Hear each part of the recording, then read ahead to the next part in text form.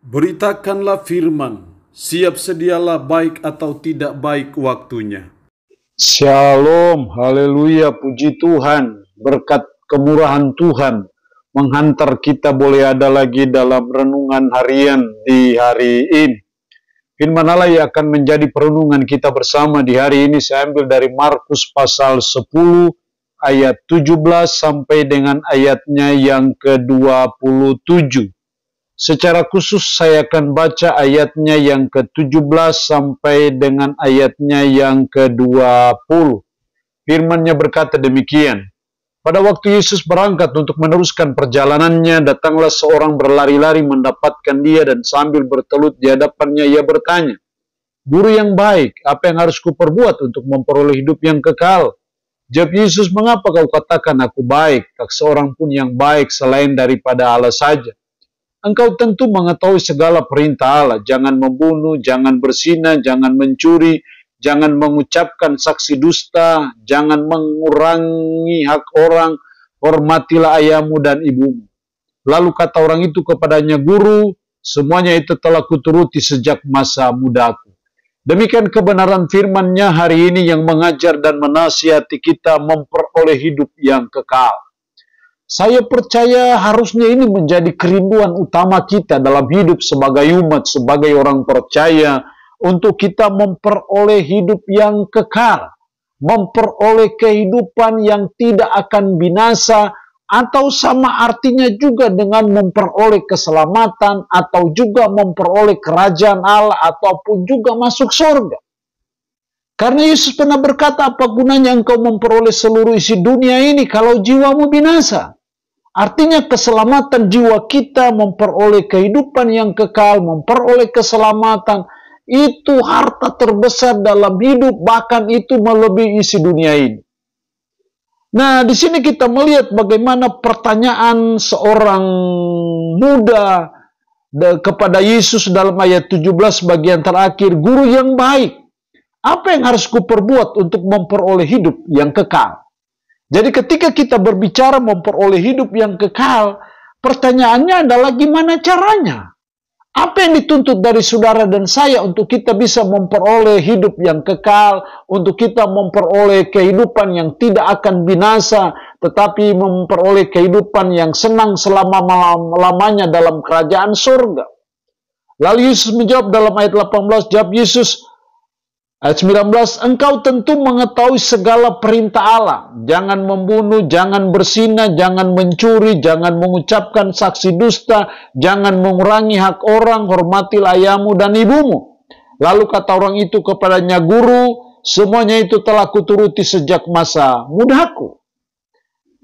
Sekalipun Yesus berkata seperti itu, tapi anak muda ini berkata bahwa dia sudah melakukan itu sejak masa muda. Tapi kalau kita perhatikan ayat 21, tapi Yesus memandang dia dan menaruh kasih kepadanya, lalu berkata kepadanya, "Hanya satu lagi kekuranganmu." Artinya bahwa mentaati segala hukum-hukum Tuhan itu bukan suatu syarat untuk kita memperoleh hidup yang kekal. Jadi di sini kita melihat untuk kita memperoleh hidup yang kekal, yang pertama itu tidak bisa dengan melakukan hukum-hukum Tuhan. Tidak bisa dengan mentaati hukum-hukum Tuhan kita akan memperoleh hidup yang kekal ataupun kita memperoleh keselamatan itu. Karena buktinya seorang muda ini Yesus berkata kepadanya, hanya satu lagi kekuranganmu. Walaupun dia sudah melakukan itu, Yesus menganggap bahwa masih ada kekurangan yang justru yang paling penting dan paling utama. Jadi seringkali kita memiliki pemahaman yang keliru bahwa dengan mentaati hukum-hukum Tuhan, maka kita memperoleh hidup yang kekal itu.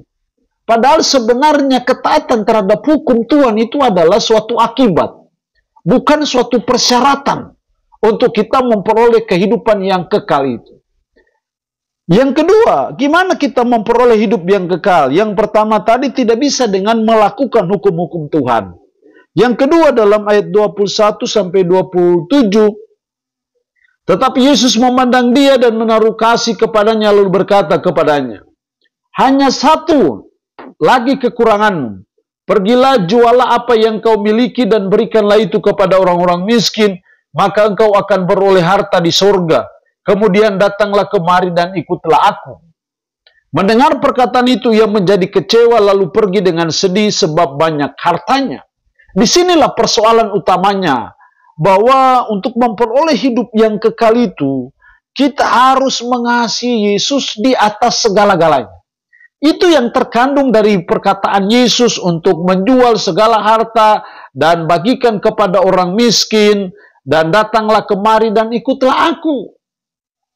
Artinya bahwa seorang anak muda tadi itu, kalau dia betul-betul mau mengasihi Yesus, dan akhirnya mau menuruti perintah Yesus, dan akhirnya mau membagi-bagikan harta kekayaannya kepada orang miskin, maka itulah persyaratan dia memperoleh harta di sorga, maka dia memperoleh hidup yang kekal.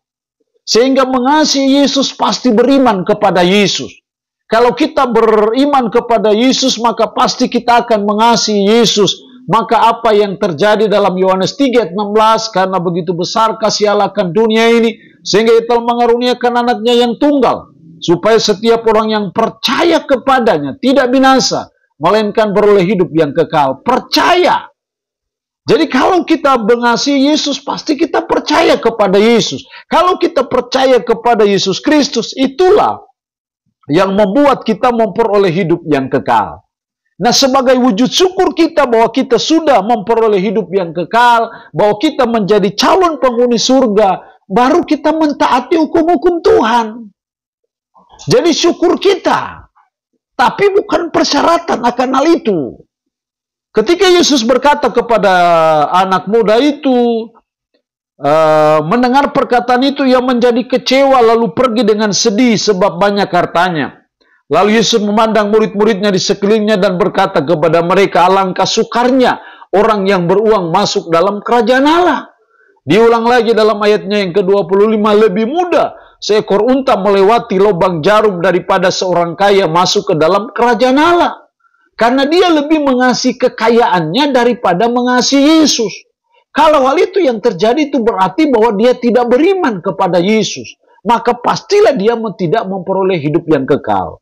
Jadi kita memperoleh hidup yang kekal karena kita mengasihi Yesus sehingga kita mentaati perintah-perintahnya. Dan kalau kita mengasihi Yesus, pasti kita beriman kepada Yesus. Dan kalau kita beriman kepada Yesus Kristus, itulah syaratnya kita memperoleh hidup yang kekal. Bahkan masuk dalam kerajaan Allah. Karena warga kerajaan Allah, pasti mereka adalah orang-orang yang akan memperoleh kehidupan yang kekal. Jadi mari kita belajar dalam hidup kita untuk kita terus berusaha memprioritaskan memperoleh hidup yang kekal. Itu lebih penting dari segala-galanya dalam hidup. Dan memperoleh hidup yang kekal tidak bisa dengan melakukan hukum Tuhan. Tapi sebaliknya kita mengasihi Yesus, sungguh-sungguh beriman kepada Yesus, dan wujud kita mengasihi Yesus, beriman kepada Yesus, kita akan melakukan hukum-hukum Tuhan dalam hidup kita sehari-hari. Allah yang punya firman ini memberkati kita dengan firman-Nya di hari ini. Amin. Mari kita berdoa. Puji syukur untuk kebenaran firman-Mu hari ini, yang mengajar dan menasihati kami memperoleh hidup yang kekal. Kami tidak bisa dengan melakukan hukum Tuhan untuk memperoleh hidup yang kekal. Tapi dengan mengasihi Yesus, sehingga kami mau mengikut Yesus. Kami mengasihi Yesus berarti kami sungguh-sungguh beriman kepada Yesus. Maka kami memperoleh hidup yang kekal. Ketika kami sudah memperoleh hidup yang kekal, wujud syukur kami kepada Tuhan, kami melakukan ataupun mentaati hukum-hukum Tuhan.